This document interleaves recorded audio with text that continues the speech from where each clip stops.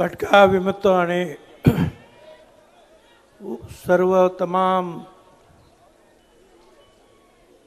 ओबीसींच्यासाठी हा ओबीसी एल्गार मेळावा आज पार पडतो आहे। फार मोठ्या संख्येनं आपण सगळे इथे उभे आहात। मैदान पुरलं नाही, रस्त्यावर सुद्धा लोक सगळे उभे आहेत। सुरुवातीलाच हा सगळा मीटिंग रॅली यशस्वी करण्यासाठी आमदार गोपीचंदराव पडळकर यांनी खूप मेहनत घेतली, त्याबद्दल त्यांचे खूप आभार। अर्थात त्यांच्याबरोबर इतर सगळ्या संस्था समता परिषदेपासून सगळ्या कामाला लागलेल्या होत्या आणि त्यामुळे आपण पाहतो आहोत की आज मोठ्या संख्येनं इथे सगळे लोक जमलेले आहेत। आज मराठी पत्रकार दिन आहे, त्या निमित्तानं मी सर्व पत्रकार बांधवांना सुद्धा मनापासून शुभेच्छा देतो आहे। या कार्यक्रमासाठी आमदार गोपीचंदराव पडळकर, महादेवराव जानकर, प्रकाश शेंडगे, शब्बीर अन्सारी, टी.पी. मुंडे, डॉक्टर देशमुख, कल्याण दळे, दौलतराव शितोळे, स्नेहा सोनकाटे, चंद्रकांत बावकर, जे.डी. तांडेल, शंकरराव लिंगे, बापू भुजबळ, ईश्वर बालबुद्धे, रमेश बारसकर, शकुंतला नरगरे, हरिभाऊ गावंदरे, माऊली हळणवर, अनिल अभंगराव, इतर अनेक जे आहेत कार्यकर्ते नेते या इथं उभ्या त्या सभामंचावर बसलेले आहेत। या सगळ्यांचं जे आहे हे श्रेय आहे। परवाच्या दिवशीच 2 दिवसापूर्वी 3 जानेवारीला सावित्रीबाई फुले यांची 193वी जयंती साजरी झाली नायगावमध्ये। महात्मा ज्योतिराव फुले आणि सावित्रीबाई फुले यांनी जो पिचलेला आहे, दबलेला आहे,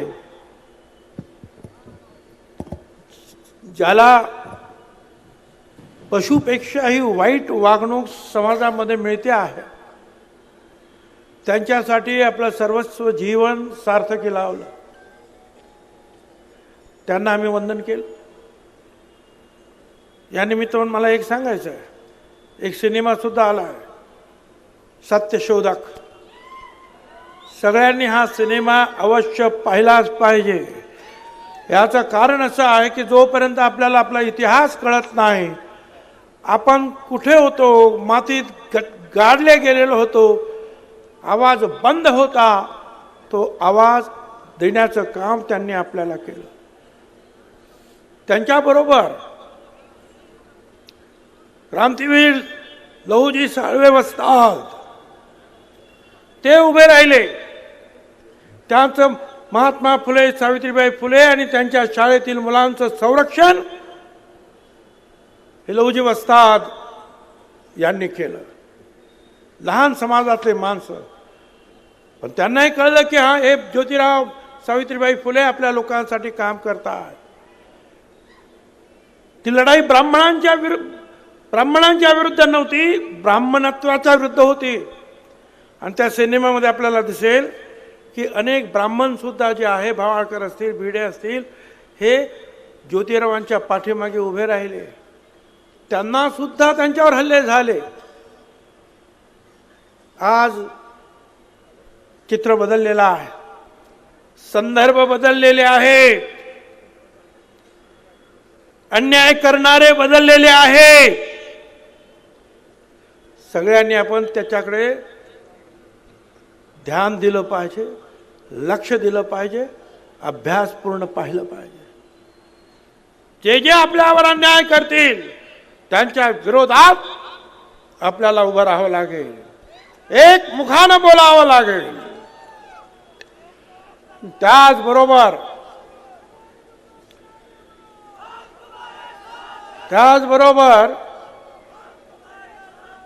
आता आपल्या इथे जे आहे तैलचित्राचं अनावरण झालं।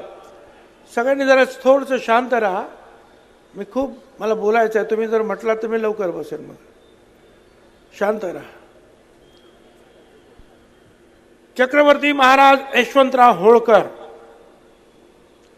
तुम्ही जसं महात्मा ज्योतिराव फुले, सावित्रीबाई फुले वाचलं पाहिजे, बाबासाहेब आंबेडकर वाचलं पाहिजे, शाहू महाराज वाचलं पाहिजे, अहिल्याबाई होळकर, मल्हारराव होळकर वाचले पाहिजे. निश्चितपणे जे आहे तुम्ही छत्रपती महाराज यशवंतराव होळकर यांचं चरित्र वाचलं पाहिजे. अरे फार मोठा योद्धा या देशात होऊन गेला. अहिल्याबाई होळकर, मल्हारराव होळकरांबद्दल तर आपल्याला सगळ्यांनाच आदर आहे, माहिती आहे. पण यशवंतराव होळकर पुण्यामध्ये आले आपल्या भावांसहित पेशव्यांना भेटायला. दरवर्षी येतात त्याप्रमाणे. आणि सकाळी 3 वाजता त्यांच्या कनातींवर हल्ले झाले. भाऊ मारला गेला. यशवंतराव तिथून पळाले. पेशव्यांबरोबर शिंदे होते, सरदार शिंदे, सगळ्यांनी मिळून हल्ला केला. होळकरांचं राज्य घेऊन टाकलं. यशवंतराव एकटेच पळत सुटले.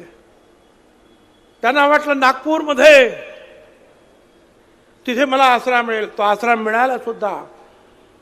परंतु पेशव्यांनी परत नागपूरकर भोसल्यांना सांगितलं की त्यांना कैद करा. त्यांच्या कैदेचं फरमान निघाला.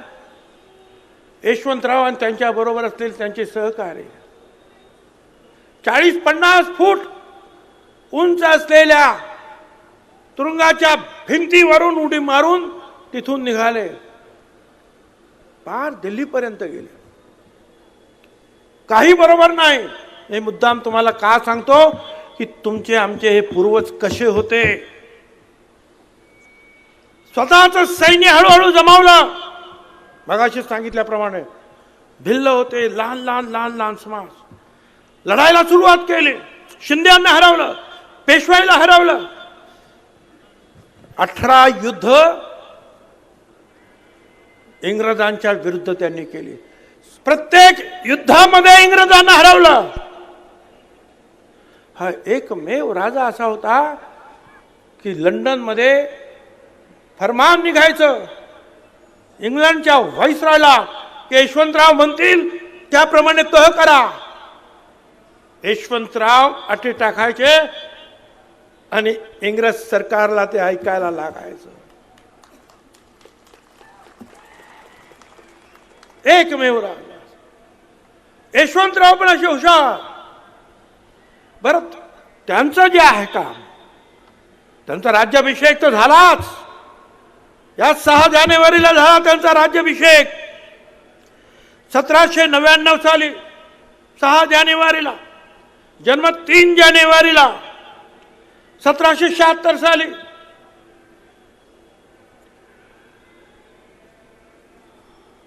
पण त्यांचं मूळ उद्देश काय, तर या देशातून इंग्रजांना देशाच्या बाहेर घालवणं. इंग्रजांबरोबर लढले, इंग्रजांना सतत हरवलं. 1 लाख फौज तयार केली. इंग्रजांचं जे आहे मुख्य स्थान होतं कलकत्ता, त्याच्यावर स्वारी करण्यासाठी तयारी झाली. तोफा पाहिजे होत्या, लोक जमा केले. तोफा वितळवण्यासाठी सुरुवात केली. त्यांना चैन पडेना. कारखान्यात जाऊन बसायचे त्या तोफांच्या, सकाळ संध्याकाळ. आणि त्या तोफा वितळणं आणि ते बनवणं, त्याच्यातून जे विषारी वायू बाहेर निघायचे ते त्यांना बाधले आणि त्यात त्यांचा मृत्यू झाला. स्वतःच्या हिमतीवर राजा झाला हा यशवंतराव. इतिहासकार त्याला भारताचा नेपोलियन म्हणतात. ते हे यशवंतराव चक्रवर्ती. किती मोठी माणसं ही, अशी माणसं. आणि गेले फक्त 35व्या वर्षी ते जर आणखी जगले असते 20-25 वर्ष, तर त्याच वेळेला हा देश इंग्रजांना मुक्त केलं असतं आणि पिटाळून लावलं असतं ते जर जिवंत असते तर. पहिला खरा स्वातंत्र्य युद्ध, अजिंक्य युद्ध यशवंतराव होळकर. म्हणून मी त्यांचं गुणगान तुम्हाला कळलं पाहिजे की कसे होते आपले लोक. पंढरपुरात आपण आलो, विठ्ठलाचं दर्शन घेतलं,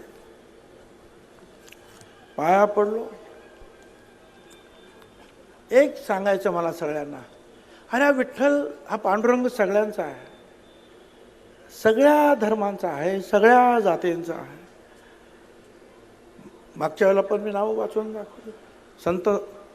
संताजी जगनाडे, तेली समान नामदेव, संत शिंपी, संत सेना न्हावी, संत सावता माळी, संत चोखा मेळा, संत गोरा कुंभार, संत नरेरी सोना, संत रोहिदास चर्मकार, जगद्गुरु संत तुकाराम महाराज कुणबी, संत शेख मोहम्मद मुसलमान, सगळे एकत्रित आहे.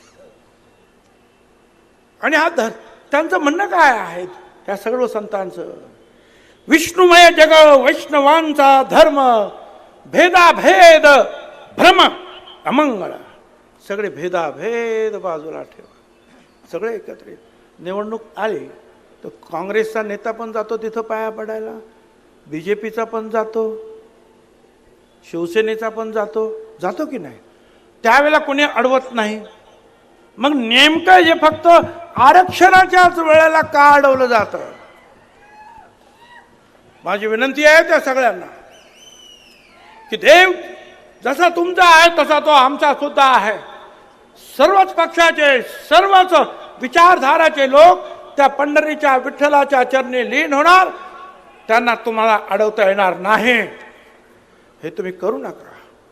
मागण्या समोरच्या लोकांच्या खूप आहेत. ती गरीब लेकरं आहे, त्यांची लेकरं बाळा गरीब आहे, म्हणून त्यांना आरक्षण पाहिजे. 200 JCB आहे फुलं उधळण्यासाठी, ते गरीब आहे.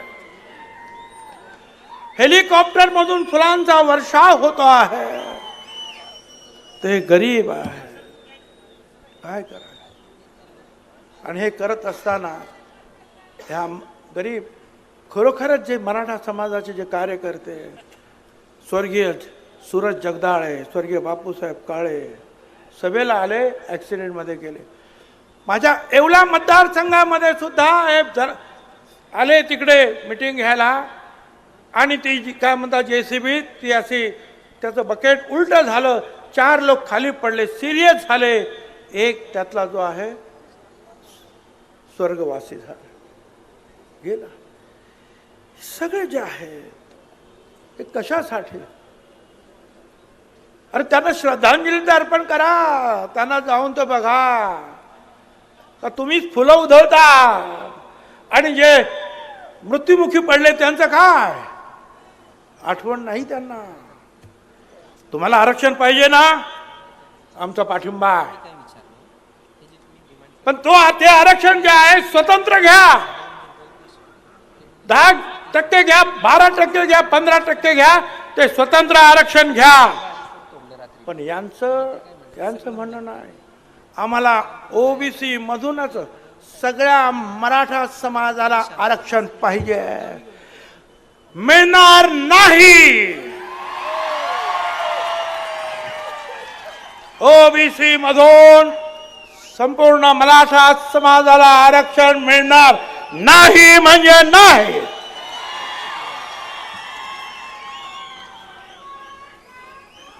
लोक घाबरले असतील. पुन्हा सांगतो, माझ्या विरुद्ध प्रचार करणारे जे लोक, त्यांना मला सांगायचं आहे, पृथ्वीराज चव्हाण, मी मंत्रिमंडळात होतो, OBC त्या मराठा समाजाला आरक्षण देण्याचा कायदा झाला, मी हात वरती केला. फडणवीसांनी दुसरा कायदा केला, मी सपोर्ट केला. आता सुद्धा बसलेत OBC आयोग ते करण्यासाठी. आता तो OBC आयोग आहे का मराठा आयोग आहे याच्याबद्दल माझ्या मनामध्ये शंका आहे. कारण OBCचे जे पूर्वीचे सगळे लोक तर ते अध्यक्षांसहित सगळे जे आहेत राजीनामे देऊन गेले आणि नवीन लोक आले. आणि त्यांना सांगण्यात आलं की एवढ्या दिवसामध्ये हे सगळं काय करायचं आहे आणि त्याप्रमाणे काम सुरू आहे. ठीक आहे. मला सांगायचं आहे परत, मराठा आरक्षणाला विरोध नाही, त्यांना द्या, ते वेगळं द्या. मराठा समाजाला विरोध नाही, पण मराठा आरक्षणाच्या नावाखाली जी झुंडशाही चाललेली आहे त्याला मात्र आमचा विरोध आहे. तो आम्ही विरोध करणार. आमचे जे आहेत ते गाणं तुम्ही ऐकलं असेल. आमची लायकी काढली जाते अनेक ठिकाणी. अरे पाहिलं ना, महाराजा यशवंतराव होळकर, छत्रपती शिवाजी महाराजांसारखाच पराक्रमी माणूस, 35 वर्षामध्ये चक्रवर्ती राजा झाला. धनगर समाजाचा लायकी नाही त्यांची. आणि शिवाजी महाराजांचं नाव घेता आणि आमच्यावर हल्ले करता. शिवाजी महाराजांसाठी एक लक्षात ठेवा, शिवाजी महाराजांसाठी जी लढणारी सेना त्याला मराठा सेना म्हणाले नाहीत कधी, मावळ्यांची सेना म्हणालेली आहेत. मावळा लढला. बहिर्जी नाईक, रामोशी, कान्होजी आंग्रे, कोळी, मदारी, मेहतर, मुस्लिम, जीवा महाला, न्हावी, शिवा काशीद, न्हावी, मल्हारराव होळकर. त्याच्यानंतर किती सांगावेत, किती सांगावेत. सगळे आपल्याला माहिती आहे. कर्तबगार लोक निर्माण झाले. अहिल्याबाई होळकरांसारखे सुद्धा महिला सुद्धा निर्माण झाल्या. छत्रपतींची समाधी शोधून काढली महात्मा ज्योतिराव फुल्यांनी.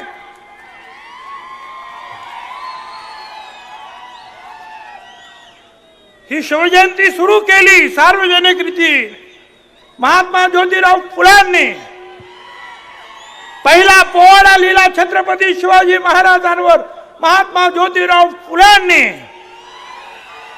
दुसरा पोवाडा गायला तो आमच्या मुस्लिम शाहीर अमर शेख साहेबांनी छत्रपतीवर शिवाजी महाराजांवर. आणि हेच पोवाडे आणि स्वतःचे पोवाडे पुढे मातंग समाजाचे आमच्या नाभाऊ साठे छत्रपती शिवाजी महाराजांवर. हे सगळे बाबासाहेब आंबेडकर याच गरीब समाजामध्ये, मागास समाजामध्ये निर्माण झाले, ज्यांनी या देशाची घटना तर लिहिलीच, परंतु जगामध्ये कुठलाही नवीन देश निर्माण झाला तर त्या घटनेचा अभ्यास केला जातो आणि मग त्या देशाची घटना तयार होते. हे आहेत डॉक्टर बाबासाहेब आंबेडकर. माझी आपणाला विनंती आहे, गावागावामध्ये, शहरामध्ये, वाडेमस्त्यांमध्ये जिथे जिथे दलित बांधव असतील त्यांना आपल्याला बरोबर घ्यायचं आहे. आदिवासी असतील त्यांना बरोबर घ्यायचं आहे. बाकीचे लहान लहान समाज त्यांना बरोबर घ्यायचं आहे. त्यांच्यावर अन्याय जर झाला, एक तर आपण अन्याय करायचा नाही, आणि त्यांच्यावर कुणावर जरी अन्याय झाला तरी तुम्ही जे आहे ही ओबीसीची, भटक्या मुक्तांची वज्रमूठ त्यांच्यासाठी उभी करायची आहे आणि त्यांना संरक्षण द्यायचं आहे. तुमच्या आमच्या सारखेच ते सुद्धा आज अडचणीत आहे. मगाशी सांगितलं पडळकरांनी सुद्धा, धनगर समाजाला धक्का लागणार नाही, वंजारी समाज नाही, तसं नाही. हे धक्का लागणारच. केंद्रामध्ये फक्त ओबीसी ओळखला जातो, निवडणुकीमध्ये ओबीसीच ओळखला जातो. आमचा एक सुद्धा ग्रामपंचायतीचा सुद्धा माणूस निवडून येणार नाही. हे कसं काय होणार? मला आपल्याला सांगायचं आहे की हा आपला इतिहास तर आपण लक्षात ठेवाच, परंतु त्याचबरोबर जे आहे अडचणी कशा कशा येते. या सोलापूर जिल्ह्यातील शेटफळ, जेऊर तालुका करमाळा, परीट समाजाचा कृष्णा सोनटक्के, तो त्याचे कपडे वगैरे धुतले, त्याचे जे काय कोणाचे तरी त्या कोणतरी दादा माणूस, तर माझी उधारी खूप झाली, मला द्या रे माझे पैसे, घरात खायला नाही, एवढंच म्हणाला तो. आणि त्याला लोखंडाच्या रॉडने एवढा मारला, डोकं फोडला. तो आज हॉस्पिटलमध्ये जो आहे आयसीयू मध्ये आहे. तक्रार झाली, गुंड सापडत नाही. या पोलिसांना मला विचारायचं आहे, बाबांनो हे काय झालं आहे? तुम्हाला जर गुंड सापडत नसतील ते भटक्या विमुक्त आणि ओबीसीना पाठवतो आणि त्या गुंडांना सापडून देतो. तुम्हाला सापडत नाही म्हणजे काय? असं एक नाही हो. मागे सुद्धा मी या दोन गोष्टी सांगितल्या. ह्या तारापूर नाला तालुका पंढरपूर, स्वर्गीय विलास क्षीरसागर, त्याने एक काय पोस्ट टाकली त्या तुमच्या मोबाईलवर, मागे पण घेतली, माफी पण मागितली.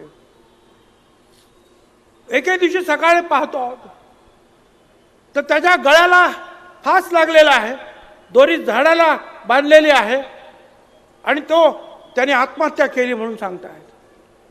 आत्महत्या केलेल्या माणसाचे पाय जमिनीवर टेकलेले आहे. असं होईल? पाय जमिनीवर टेकलेले असताना माणूस मरेल?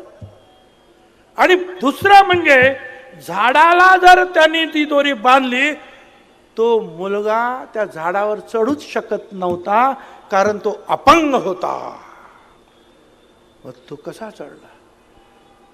अजूनही जे आहे त्याच्याबद्दल जे आहे एवढं सांगून सुद्धा जे आहे कारवाई होत नाही. ह्याच सोलापूर जिल्ह्यामध्ये म्हाडा तालुक्यातील तुळशी गावामध्ये नाभिक समाजाच्या काशीद कुटुंबातील लोकांना मतदान केलं नाही म्हणून जीवे मारण्याचा प्रयत्न करण्यात आला. संपूर्ण घर, गाईचा, जनावरांचा गोठा जाळून टाकला. कोणी आलं ना त्यांच्यामध्ये? जे कोणी आले त्यांना सुद्धा बेदम मारहाण केली, विष पाजून जीव मारण्याची धमकी दिली. मला डिपार्टमेंटला सांगायचं आहे, हे काय चाललेलं आहे? हे थांबवा ताबडतोब. या अशा प्रकारचा अन्याय होत असेल तर तुम्हाला त्याच्यामध्ये लक्ष घालायला पाहिजे. ताबडतोब जे कोणी गुंड असतील, ज्यांनी मारहाण केली असेल, अन्याय केले असतील, त्यांना न्यायालयात पुढे उभं करा, शिक्षा करा त्यांना. मोठी गंमत चालली आहे ह्या राज्यामध्ये. एक बाळासाहेब सराटे, ते हायकोर्टामध्ये त्यांनी केस लावली. आता फेब्रुवारीमध्ये परत तारीख पडली आहे. काय तर या ओबीसी मधले जे धनगर आहेत, वंजारी आहेत, माळी, सुतार, भटके, हे सगळे जे असेच घुसलेले आहेत, त्या सगळ्यांना बाहेर काढा. ओबीसी मधून आम्हाला बाहेर काढा. हायकोर्ट हा मराठा समाजाचा नेता आहे. मराठा मोर्चा करण्यासाठी हात होता. म्हणजे एकीकडे आम्हाला बाहेर काढा आणि दुसरीकडे संपूर्ण मराठा समाजाला ओबीसी मध्ये घ्या. काय धंदा आहे हा? अरे आमचं आरक्षण आजचं नाही रे, कित्येक वर्षाचं आरक्षण आहे आमचं. यशवंतराव चव्हाण असताना आरक्षण मिळालं. मंडल आयोग व्हीपी सिंग यांनी आरक्षण दिलं.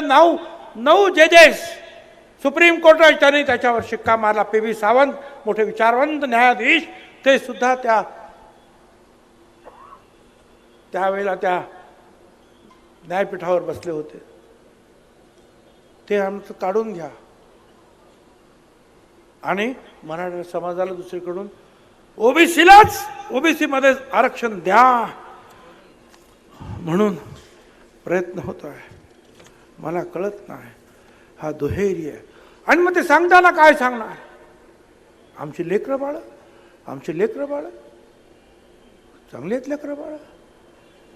आता मुंबईला जाणार तर त्यांची गरीब लेकरं बाळ 200 मोटर गाड्या घेऊन मुंबईत गेले. का तर मैदान बघायला, कुठे उपोषण करायचं आहे. मला काय कळत? ही सगळे गरीब आहेत आणि माझ्या समोर बसलेले भटक्या मुक्त असतील, साळी माळी कोळी तेली तांबोळी, हे काय श्रीमंत आहे? मुळात हे आरक्षण हे गरिबी आणि अमिरी याच्यावर नाही. आपण पाहिलं दलित समाजाला 13% आरक्षण आहे, आदिवासी समाजाला आरक्षण आहे.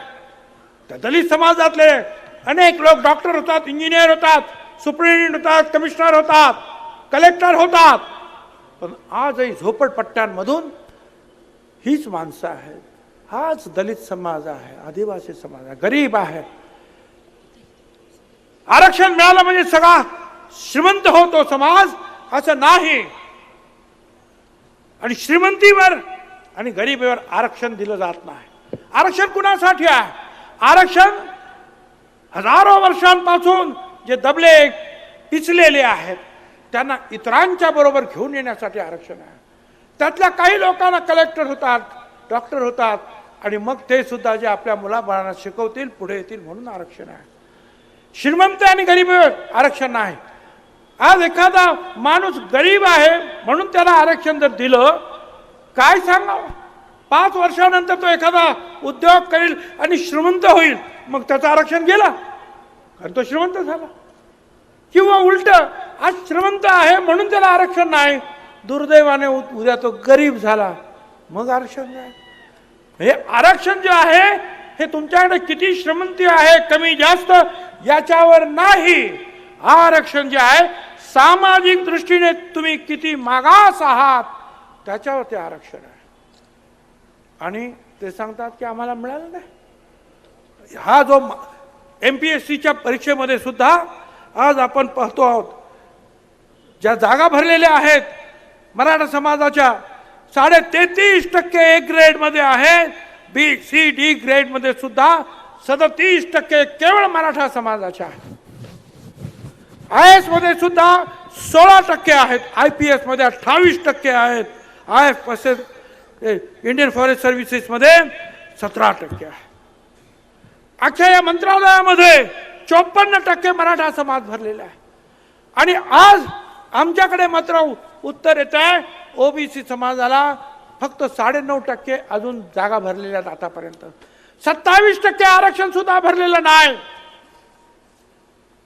ज्या लगबगीनं, ज्या घाई गर्दीनं मराठा समाजासाठी काम करत आहात, त्याच घाई गर्दीनं, त्याच प्रेमानं हे आरक्षण आमचं आहे तेवढं भरण्याचं सुद्धा काम सुरू करा. आमचं आरक्षण भरा. 9.5% जे आहेत ते 27% पूर्ण भरा. हा आकडा जो आहे आमचा नाही, या सरकार दरबारचेच आकडे आहेत. मराठा आरक्षणासाठी तुम्हाला जे काय करायचं करा, पण इकडे हे कोण करणार? हे तुमचं काम नाही, शासनाचं काम नाही. लोक बोलताना बोलतात, हो भुजबळ साहेब मग तुम्ही मंत्रिमंडळात आहात काय? होय, मी मंत्रिमंडळात आहे आणि मंत्रिमंडळात मध्ये सुद्धा मुख्यमंत्री उपमुख्यमंत्र्यांसमोर जे काय बोलायचं ते बोलतोच आहे आणि ह्या मीडियाद्वारे सुद्धा तिकडे ते जात आहे. कोण मंत्रिपदाचं राजीनामा? अरे मंत्रिपद वगैरे मी त्याची पर्वा करत नाही, तुमच्या आमदारकीची सुद्धा पर्वा करत नाही. आणि तुम्ही सांगता त्याप्रमाणे हेही तुम्हाला सांगतो, भुजबळ आता कुठलं मंत्रिपद पण नको आहे आणि मुख्यमंत्रीपद सुद्धा नको आहे, पण एक या गोरगरिबांची काळजी घेणारं सरकार या महाराष्ट्रामध्ये आलं पाहिजे. याच्यासाठी मात्र आम्ही सगळे आकाश पाताळ एक. केवळ एका समाजासाठी सरकार काम करणार नाही, तर ह्या गोरगरिबांसाठी सगळ्यांसाठी समान न्याय देण्याचं काम तुम्हाला आम्हाला करावं लागेल. आमची मुलं सुद्धा हुशार आहेत ना. अरे ओपन मध्ये 54.5% कट ऑफ झालेला आहे, शेड्यूल कास्ट मध्ये सुद्धा 54.5% आहे आणि ओबीसी सुद्धा 54.5%लाच कट ऑफ आहे. आमची मुलं हुशार आहे, आमची आहे लायकी आहे. आमची MPCC मध्ये सुद्धा आज 106ला ओपन मध्ये कट ऑफ, तो ओबीसी मध्ये 106.5 हा कट ऑफ पॉइंट आहे. VJNT मध्ये सुद्धा 106.5 आहे. आमची पोरं हुशार आहेत, नाही असे नाही. परंतु जे आहे तुम्ही आमच्यावर अन्याय करू नका. खोट्या रीतीने जे आहे कुणबी जे खरे आहेत आमचं काही म्हणणं नाही, परंतु आजकाल जे आहे खोट्या रीतीनं जे आहे कुणबी सर्टिफिकेट देण्याचं काम सुरू आहे. माझ्या हातामध्ये काही ठिकाणचे रेकॉर्ड आहेत सर्रास, त्याच्यात माळी तोपण कुणबी, जैन तोपण कुणबी, लिंगायत कुणबी, मराठा कुणबी, सगळे कुणबी त्याच्यावर शिक्के आहेत सरकारचे. कोणी येऊन पाहू शकतं, कधी पाहू शकतं. हे काय चाललंय? ऑफिसमध्ये बसून कुणबी लिहायचं आणि सर्टिफिकेट वाटायचं, हे काय चाललंय? हे थांबलं पाहिजे. आमदार आता विधानसभा झाली, एखादा आमदार असेल, आमदार कुठेंचं मला नाव घ्यावं लागेल, बीजेपीचे आमदार, पण ते म्हणाले की तुम्ही हे सगळे जे काही बोलता आहात, आमदार भुजबळांवर टीका करता, ओबीसींवर टीका करता, मराठा समाजाला आरक्षण मिळालं पाहिजे, केवळ मतांसाठी हे तुम्ही करू नका, मतांकडे पाहून ही भाषणं करू नका. त्यांचं म्हणणं बरोबर आहे, कारण मतं आमच्याकडे सुद्धा आहेत. आणि एक लक्षात ठेवा, आता हे 54% त्यांच्याबरोबर विजयंती तर आहेच, पण त्याचबरोबर दलित, आदिवासी आणि इतर सर्व समाजाचे लोक सुद्धा आता या ओबीसी समाजांबरोबर आहे, हे लक्षात ठेवा. पण मला तिथे सांगायला लागले, अहो भुजबळ, तुम्ही शांतता भंग करता आहात, तुम्ही ओबीसी आणि मराठ्यांमध्ये लढाया लावता. मी लावला. सुरुवातीचे 2 महिने जालनावाले, मला त्यांचं नाव सुद्धा घ्यायचं नाही, शिव्या देत होते, मला सातत्याने शिव्या देत होते. मी गप्प बसलो. पण ज्या वेळेला अख्खं बीड पेटवलं, ठरवून लोकांची घरं पेटवण्यात आली, पेट्रोल बॉम्ब टाकण्यात आले, धडाधड गाड्यांचे स्फोट झाले, हॉटेला जाळण्यात आली, आतमध्ये बायका पोरं होती, आमदारांची बायका पोरं आतमध्ये होती. कशी वाचली देवाला माहिती. या क्षीरसागरचं घर, जयदत्त क्षीरसागर माजी मंत्री आणि आता आमदार संदीप क्षीरसागर, आतमध्ये पोस्ट ग्रॅज्युएट असलेली डॉक्टर, त्यांची सून जयदत्तची पुतण्या करणार का, त्यांची आई काकू कित्येक वर्ष ज्या खासदार होत्या, सगळे एकत्र राहतात. ज्वाळा फडकल्या, धूर आतमध्ये यायला लागला, लहान पोरं कासावीस झाली, वाचवायचं कसं. पाठीमागे भिंत जी आहे, घराच्या भिंत, ती सुद्धा 20-20 फूट उंच. शेवटी त्या महिलांनी त्या लेकरा बाळांना पायाला धरून उंच केलं, खुर्चीवर चढले, आणि पलीकडून जे आहे मुसलमान बांधव, त्यांनी त्याला वरती ओढून घेतलं आणि आपल्या घरी घेऊन गेले. छत्रपती शिवाजी महाराजांनी हे शिकवलं तुम्हाला, आपल्याच लोकांवर हल्ले करा. कल्याणच्या सुभेदाराला सुद्धा साडी सोळी देऊन सन्मानानं रवानगी करणार आमचा राजा छत्रपती शिवाजी महाराज. आणि तुम्ही बायका पोरांची सुद्धा काळजी तुम्हाला नाही. आपल्याच महाराष्ट्रातील काय त्यांचा गुन्हा, त्यांचा गुन्हा काय. तेली समाजाचे आहे म्हणून, माळी समाजाचे आहे म्हणून.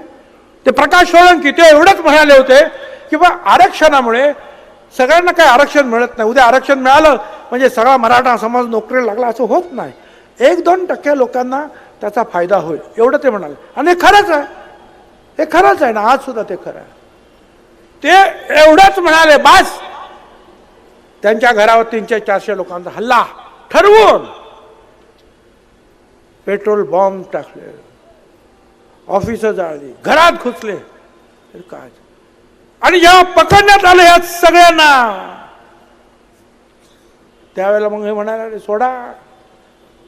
पण मगाशी मी सांगत होतो, ते जे आमदार जे मला सांगत होते की तुम्ही 2 समाजामध्ये तेढ निर्माण करता आहात, त्यांना मला सांगायचं आहे, ठीक आहे, मी थांबायला तयार आहे. पण या सगळ्या आमदारांना, काही त्याच्यामध्ये माझे मुख्यमंत्री सुद्धा, त्यांना मला सांगायचं की जा पलीकडे जा, त्यांना सांगा ओबीसी आरक्षणातून वाटा मागणं चूक आहे, कायद्याच्या विरुद्ध आहे, सांगा त्यांना. जाळपोळ करणं चूक आहे सांगा. जिवंत काडतुसं बाळगणाऱ्या पिस्तौल झाल्यांना संबंध ठेवणं चूक आहे सांगा त्यांना. पोलिसांना 80 पोलीस जखमी झाले, त्याच्यामध्ये महिला पोलिसांसहित दगड मारण्यात आलं, असं करणं चूक आहे. गुन्हे मागे घेण्यासाठी दबाव टाकणं चूक आहे, गावबंदी करणं चूक आहे. एका समाजाच्या मागणीसाठी शहर बंद करून टाकणं चूक आहे. सांगा त्यांना की अमुक तारखेलाच आरक्षण मिळालं पाहिजे अशी बालिश मागणी करू नका. शासनाला धमकी देणं चूक आहे, सांगा त्यांना. आणि सरसकट कुणबीची मागणी करून आरक्षण मिळवण्याची प्रक्रियेला फाटा मारून ओबीसीच्या ताटातलं आरक्षण मागणं बेकायदेशीर आहे, सांगा त्यांना. जाऊन मी थांबायला तयार आहे, त्यांना सांगा अगोदर. त्यांना सांगण्याची ताकद नाही, त्यांच्याकडे मतं आहेत म्हणून. मतं आमच्याकडे नाहीत समजेल. जे जे आमच्या विरोधात गेले त्यांची नावं लक्षात आहे. निवडणुका येतील, त्यांनी केलेले पाप त्यांच्यात पदरात टाकल्याशिवाय आम्ही राहणार नाही, लक्षात ठेवा.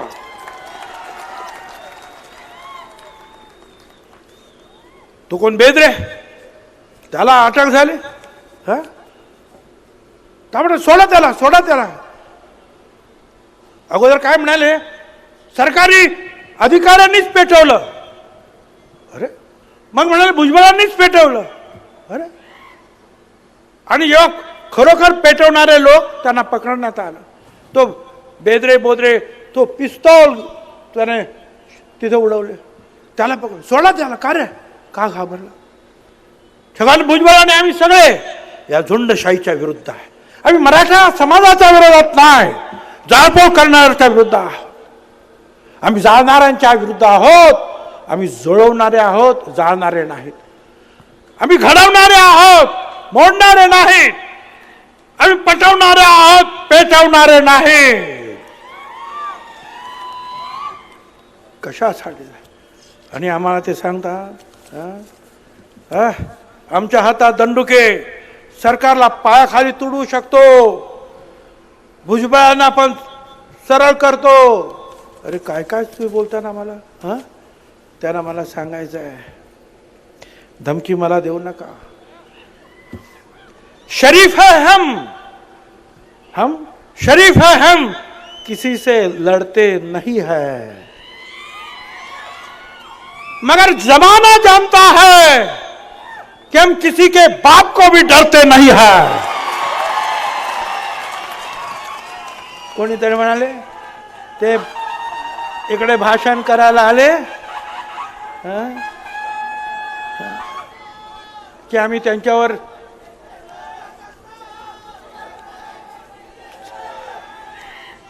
काय गमती गमती करता. म्हणे आम्ही चप्पल मारणार आहोत त्यांना. मारा, दोन्ही मारा, म्हणजे उपयोग होईल ना. ते एक तुझ्याकडे नाही, एक आमच्याकडे. काय उपयोग त्याचा? आणि तुम्ही चप्पल मारता काय? आणि आमच्या ह्या लोकांच्या हातामध्ये पायामध्ये बूट आहेत ना रे बाबा. आम्ही काय एवढे नामर्द झालो का रे?